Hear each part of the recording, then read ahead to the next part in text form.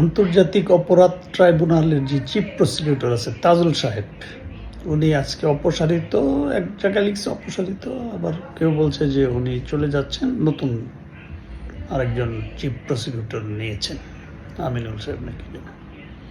আচ্ছা, যাই হোক, হঠাৎ করে ওনাকে করলো কেন, এটা নিয়ে একটা আছে, এক সোশ্যাল মিডিয়াতে প্রচুর লেখালেখি হচ্ছে। আজকের কণ্ঠ, এটা মনে হয় কি আওয়ামী লীগের পত্রিকা নাকি?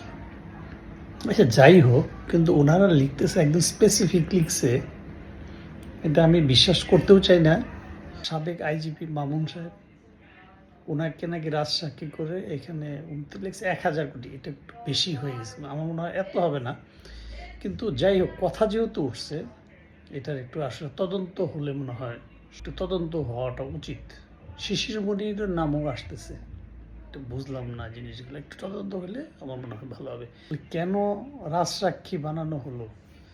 যে খুনের অর্ডার দিল তার হলো 6 বছরের জেল, আর যে গুলি করলো তারা হয়ে গেল ফাঁসি।